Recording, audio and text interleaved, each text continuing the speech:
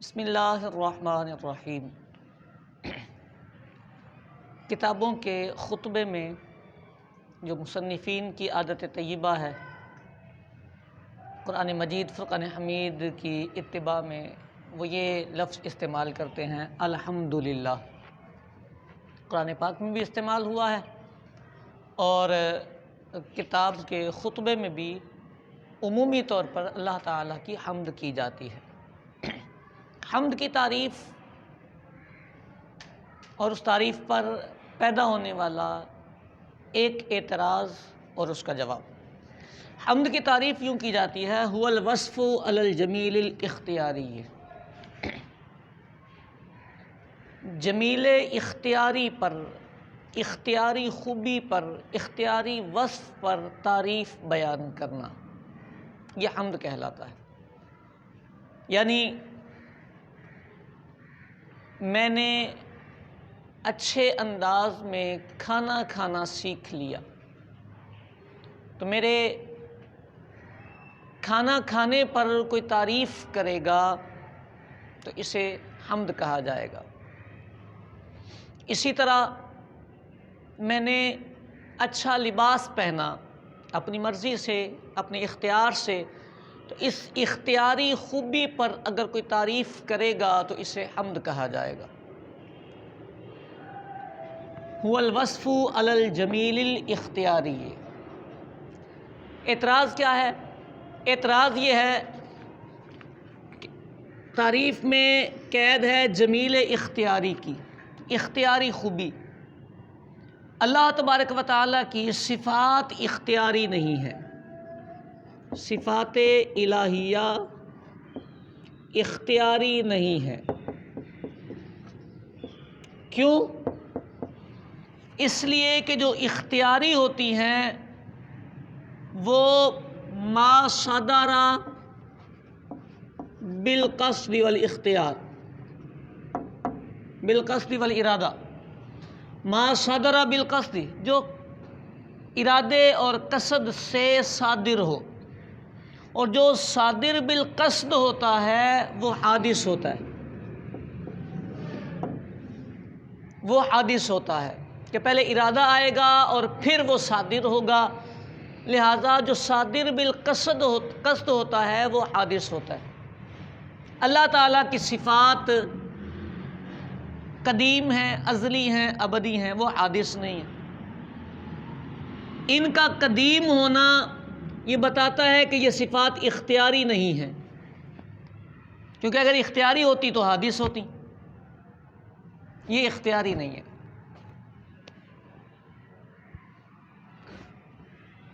حمد بیان کی جاتی ہے، اللہ کی حمد ہوتی ہے، قرآن میں ذکر موجود، حدیثوں میں ذکر موجود، کتابوں میں مصنفین کی عادات اس پر جاری مستمرہ۔ لیکن تعریف کے مطابق حمد کا اطلاق ذات پاک باری تعالیٰ کے لیے ان الفاظ کی روشنی میں درست معلوم نہیں ہوتا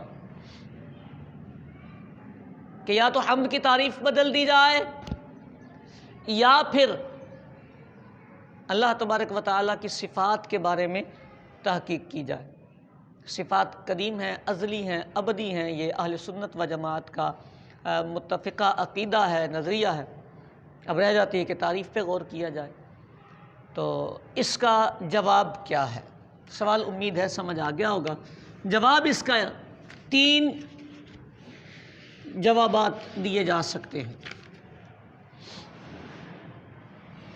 سید شریف جرجانی رحمۃ اللہ تعالی علیہ کا جو کتاب ہے شریفیہ مناظرے میں، اس کی شرح رشیدیہ، مناظرہ رشیدیہ میں اس کے آگے قید لگائی حقیقتاً او حکماً۔ تو حقیقتاً میں تو جمیل اختیاری جو ہے وہ آ گیا حادث، حکماً کہہ کے انہوں نے صفات باری تعالیٰ کو داخل کیا۔ کیسے حکماً میں کیسے آیا؟ تو محشیین نے اس مقام پہ اس کی وضاحت یہ کی کہ یہ جو جمیل اختیاری ہوتا ہے تو جمیل اختیاری کے دو اطلاقات ہوتے ہیں. ایک اطلاق یہ ہوتا ہے ما صدر بالاختیار. ما صدر بالاختیار،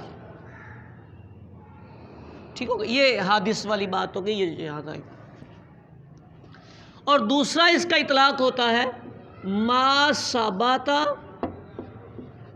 بالفاعل المختار.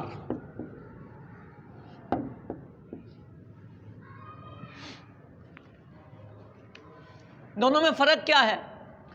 فرق یہ ہے کہ یہاں اس صفت کو دیکھا جا رہا ہے کہ وہ صفت بالاختیار صادر ہو رہی ہے، اور یہاں پر صفت کو نہیں دیکھا جا رہا کہ صفت صادر کیسے ہو رہی ہے، صفت کہاں سے آئی ہے. یہ دیکھا جا رہا ہے کہ وہ صفت جس فاعل کے ساتھ ہے، صفت کا جو موصوف ہے وہ مختار ہے. تو فاعل مختار کی حیثیت سے صفات باری تعالی، موصوف مختار کی حیثیت سے صفات باری تعالی کو جمیل اختیاری میں داخل کیا جائے گا، چونکہ یہ حقیقتاً اختیاری نہیں، کہ حقیقتاً اختیاری وہ ہوتا ہے جو ما صدر بالاختیار ہوتا ہے. یہ صفات باری تعالی ما صدر بالاختیار نہیں، لیکن ما ثبت بالفاعل المختار ہیں، لہذا حکماً میں اس کو داخل کیا گیا. تو پہلی اس کی پہلا جواب یہ دیا جا سکتا ہے کہ جناب علی یہاں پر جمیل اختیاری حکماً میں صفات باری تعالی آئیں گی، لہذا الحمدللہ کہنا درست ہے. نمبر 2، دوسرا اس سے آسان ہے جواب، یہ تفصیل طلب تھا، دوسرا آسان ہے. دوسرا یہ ہے کہ یہ جو تعریف کتابوں میں کی جاتی ہے هو الوصف علی الجمیل الاختیاری، یہ تعریف اس محمود کے لیے ہے جس کا تعلق مخلوقات سے ہو. یعنی جہاں محمود جو ہے وہ مخلوق ہو وہاں یہ تعریف آتی ہے. جب محمود خالق ہو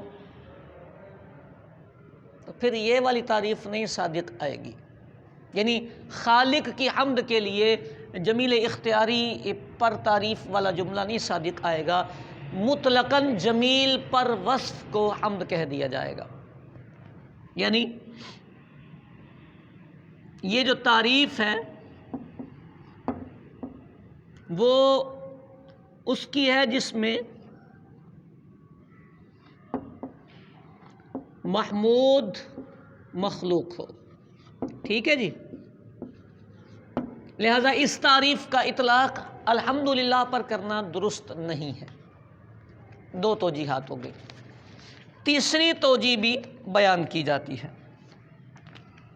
تیسری یوں ہے کہ یہ حمد کا حقیقی معنی ہے، لیکن جب حمد کو ذات پاک باری تعالیٰ کے لیے استعمال کیا جائے گا تو حقیقی معنی نہیں لیا جائے گا، مجازی معنی استعمال ہوگا. یعنی جب ہم کہتے ہیں الحمدللہ، تو الحمدللہ میں جب ہم حمد کی نسبت ذات پاک باری تعالیٰ کے لیے کرتے ہیں تو یہ اس کا مجازی معنی ہوتا ہے. اور حقیقی معنی یہ تھا کہ وصف اختیاری پر، جمیل اختیاری پر تعریف کی جائے.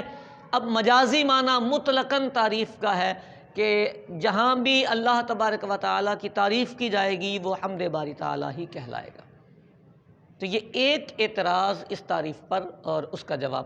حمد کی تعریف پر دیگر بھی کئی اعتراضات ہوتے ہیں، پھر کبھی موقع ملا تو ان اعتراضات پر بھی ہم گفتگو کریں گے، اس کے مورد کے اعتبار سے اور اس کے مخرج کے اعتبار سے جو گفتگو آتی ہے اس پر بھی گفتگو کریں گے. لیکن آج کے سبق کا اتنا حصہ آپ کے گوش گزار کیا ہے. اللہ کریم ہم سب پر اپنا فضل فرمائے.